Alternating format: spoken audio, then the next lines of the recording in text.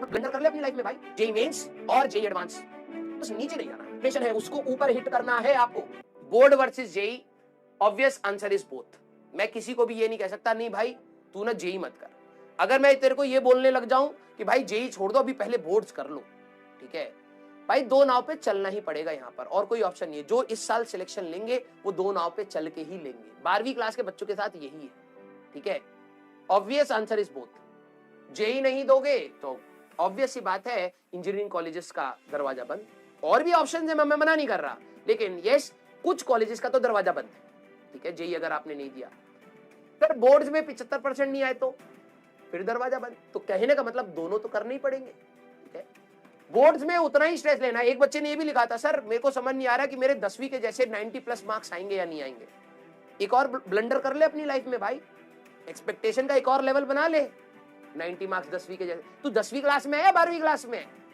ये कौन सा सोच लिया कि 10वीं में 90 आएंगे तो उससे ज्यादा लाने? कहां लिखा हुआ है भाई, कहां लिखा हुआ है? तू समझ, तेरे लिए भी दो नाव हैं। 12वीं में 75 से नीचे नहीं जाना है, और जेई मेंस में कम से कम 96% फर्स्ट अटेम्प्ट में लाना है। एटलीस्ट इतना तो सोच। 10वीं से कंपेयर कर रहा है तू, कम से कम 2 साल ऊपर निकल आया है 10वीं से, तू 10वीं का बच्चों के साथ कंपीट करेगा?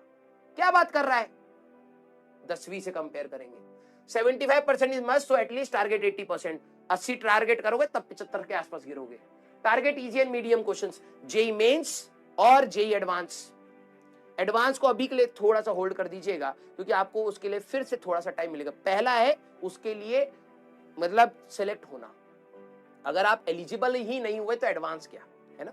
तो आप अभी जिनको स्ट्रेस हो रहा है, आप इजी और मीडियम बोर्ड्स का और जेई मेंस का एटलीस्ट ट्राई करते रहिए। अगर आपको लग रहा है ये सवाल टफ है, फॉर द टाइम हटा दो, कोई दिक्कत नहीं है, टाइम कम है। हम इजी और मीडियम से एटलीस्ट जेई मेंस इतना दे जाए कि एनआईटी आ जाए, या फिर हम लोग एडवांस के लिए एलिजिबल हो जाए, हम लोग उसके बाद देखेंगे। It's better to get the maximum marks. ये टारगेट आपके दिमाग में अगर चल रहा है ना कि भाई 10वीं में मेरे इतने मार्क्स थे, अब मेरे को 12वीं में इतने लाने हैं, मेरे पड़ोसी के इतने थे, मुझे इतने लाने हैं, मेरे भैया ने ये कर लिया है, हमें इतना करना है, सब कचड़े में फेंक दो। अगर आपको शांति से अच्छा कुछ करना है, try to get maximum marks. Sir वो क्या है? जितनी आपकी कैपेसिटी, मैं हमेशा कहता हूं जितनी आपकी कैपेसिटी है उससे ऊपर का टारगेट है। सर मेरे तो 10 ही मार्क आ रहे, 12 का कर ले, ग्रोथ ही है। तो 10 से 12 पर भी जाएगा, ग्रोथ ही है। 10 से 15 पर जाएगा, ग्रोथ ही है। बस नीचे नहीं जाना हमें, ठीक है। सबका अपना अपना एक सैचुरेशन है, उसको ऊपर हिट करना है आपको, ठीक है। डोंट टारगेट एनी अटेम्प्ट, ये भी एक बहुत बड़ा बवाल है,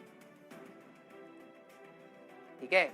कुछ बच्चों के दिमाग में ये है कि सर मेरे को तो फर्स्ट अटेम्प्ट में ही फोड़ना था ना, बना लिया सपना, बना लिया बबल। मैंने आपको क्या बोला था? 12वीं क्लास के बच्चों के लिए दिक्कत होती है, लेकिन 12वीं क्लास के पास एडवांटेज है फर्स्ट अटेम्प्ट का। ड्रॉपर का बच्चा ना अभी सिलेबस चल रहा है, समझ, उसका सिलेबस अभी चल रहा है। रिवीजन के लिए 10 दिन मिलेंगे तेरे को। तू अगर ये सोच रहा है ना कि तेरे पास रिवीजन नहीं हुई है, तो लिटरली सोच, ड्रॉपर के बच्चे के पास तो और भी बड़ी दिक्कत है, उनका तो अभी सिलेबस चल रहा है। 10 दिन मिलेंगे उनको पूरी 11वीं 12वीं रिवाइज करने के लिए, वो तो नहीं रोएगा। तुम क्यों रो रहे हो? जो तुम्हारा कंपटीशन है वो अभी तक सिलेबस कर रहा है। तो एटलीस्ट इतना दिमाग रखो कि भाई रोने पीटने से काम नहीं चलेगा, चुपचाप पढ़ने से चलेगा, ठीक है। कोई अटेम्प्ट टारगेट नहीं करना है। इस अटेम्प्ट में जितना आप मैक्सिमम दे सकते हैं उतना देने की टारगेट रखना है, ठीक है। ये नहीं कि सर इसी बार अभी ही मेरे को एडमिशन चाहिए, तो भैया अगर इतनी जल्दी है तो आप अपना अलग से स्ट्रेटेजी बना लीजिए, कर लीजिए।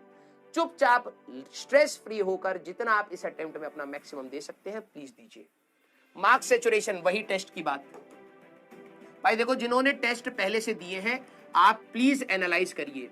टेस्ट में आप ये एनालाइज करिए कि आपकी नेगेटिव मार्किंग, मैंने यहां पे लिखा कंट्रोल नेगेटिव मार्किंग।